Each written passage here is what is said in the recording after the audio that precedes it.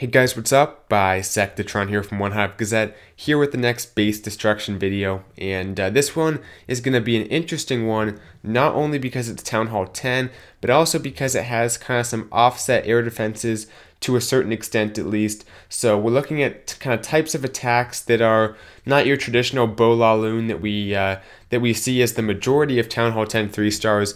These attackers, one Town Hall 9 and two Town Hall 10s, had to kind of use a more innovative, creative plan, and I think that's what we're going to start seeing more at Town Hall 10 as base building adapts. So it's very interesting to take a look at how the plan progresses with kind of a different type base. I'm going to be showing the scout attack and the two Town Hall 10 attacks on it, and we'll see the progression to get that 3-star. Not going to be drawing anything out in Udoodle because they no longer sponsor me. And that was a joke, I'm just kidding. That's kind of the joke I always make, is because I give Udoodle shout outs that they're sponsoring me. But they're not, and the reason we're not going into Udoodle is because the scout attack kind of explains what the plan was, so I don't really have to draw it out for you guys. You can see it pretty easily through the scout attack. And while we're on the subject of scout attacks, where this first one goes, first of all, good job to the Town Hall 9s making it so they had scout attacks by clearing all those Town Hall 9s. We'll take a look at the war as soon as we back out from this attack. You guys will see kind of an overview of it.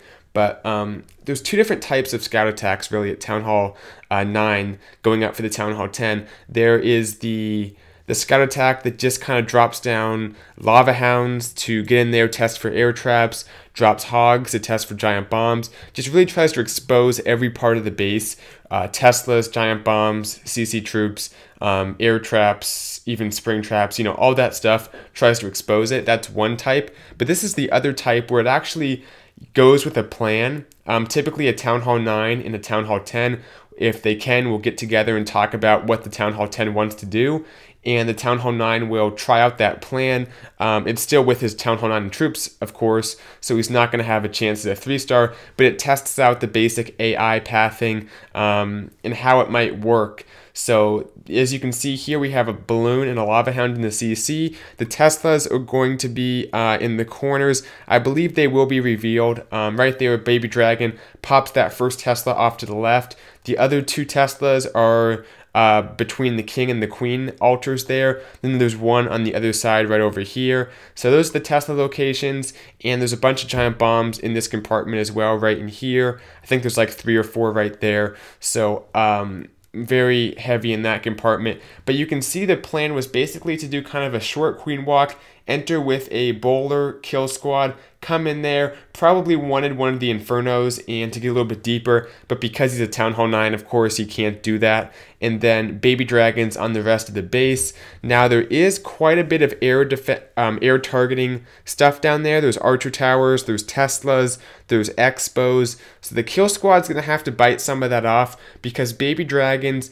especially at Town Hall 10, are not powerful enough to take out a whole section of the base, really, if they have to go deep in, because there's the trash buildings, and the bigger the chunk of the base, the harder it is for Baby Dragons, because they not only have to take out the defenses, but also the trash buildings in the area, which makes it much harder.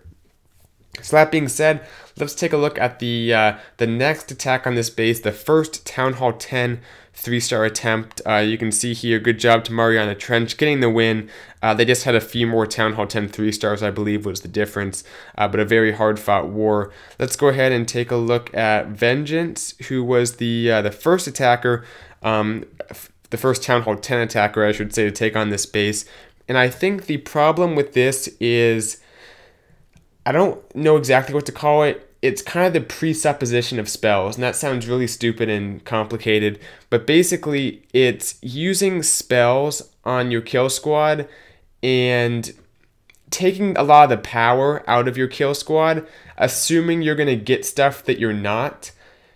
Basically, you can see he has a lot of Baby Dragons, he has 2 jumps, not a whole lot of power, and he has to go through a very dense part of the base there, get that Inferno Tower taken out, and typically you want to make sure that you invest enough in your kill squad that it can get its job done, and the more you invest, it's exponentially going to get you more value.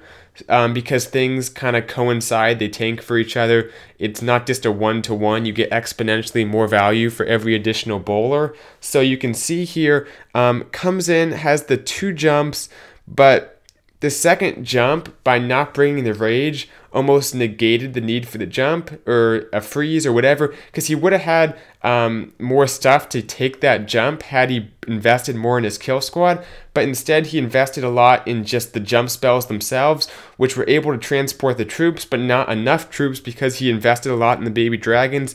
Basically, he didn't invest enough in firepower, and that's the biggest mistake you can make at Town Hall 10, because really the only thing these Town Hall 10 bases respect, especially the mid to high level Town Hall 10 bases, this is kind of a mid-level base, the only thing they respect is going to be power. It's hard to finesse your way through a Town Hall 10 base, especially at this point in the game where it's not super easy to 3-star at Town Hall 10. You're gonna need a pretty powerful strategy, and you can see here the baby dragons just peter out. You need to take out a big part of that base for the baby dragons to be able to do some work, especially when you have such a an air heavy part of the base on the bottom here, which he's trying to take out with the baby dragons. So let's take a look at the attack that got the job done, talk about how it was different, and the main thing you're going to notice is Cooper here bringing many more bowlers. I think 5 extra bowlers, and instead of investing that heal, he says, okay, hold on a second. The heal didn't really get him any value on that last attack because the Inferno was still up. So maybe bring a freeze. I almost might have done that. Bring a freeze in the heal, but then that takes away 2 of your rages, so it leaves you with only 1 rage left, which isn't really the best idea either, because those rages are essential inside the base for keeping your troops moving. So he just decides to kind of ignore that Inferno Tower, not try to freeze around it, not try to heal around it, just power his way through, and sometimes that's the best solution. The opener is good. I think both attackers had that down, the first 2, with that Queen Walk, pretty good value there. Everything moving up to the top of the base. Has a bit of a wall breaker fail, but he makes his way through despite that. Right there, nice little baby dragon on the Tesla there. I think Vengeance might have done that as well. There's the jump. He has 2 jumps again, but he's investing so much more in that kill squad, and it's going to get him exponentially more value. Now, you might think, okay, but he has less invested in the air attack for his balloons, but the balloons are only effective, it's all contingent on the kill squad taking stuff out. So when in doubt, invest in your kill squad, bring a little bit less of defense targeting or baby dragons or whatever you have, bring a little bit less of that and go more for the kill squad. You can see he gets so much more value, and one thing that was awesome is the way he dropped those jumps, his troops stayed away from the Inferno, so the boulders stayed up longer because they weren't being targeted by that second Inferno over on the right side. He kind of leaves that area alone for a while, and by the time his troops make their way over, it's just the Inferno and the 2 Wizard Towers, which really can't do much damage to his Queen on their own. There needs to be like an Expo or something, which there's not. So a very good job taking out the essentials of the base and doing it very quickly and powerfully, and leaving that the Wizard Tower Inferno compartment up, because on its own it's not that effective against his troops. So plenty of stuff to get the rest of the base taken out. I think the moral of this base destruction video, which I always try to leave you guys with, is Town Hall 10, go for the power, go heavy on the kill squad when in doubt, and just don't over finesse your way through the base, and get those Infernos taken out as quickly as possible.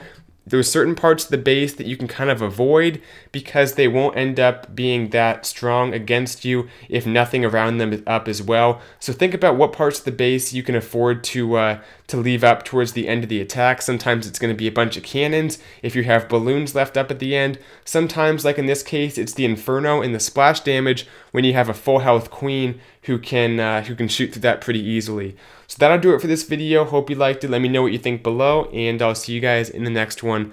Bisect the Tron out.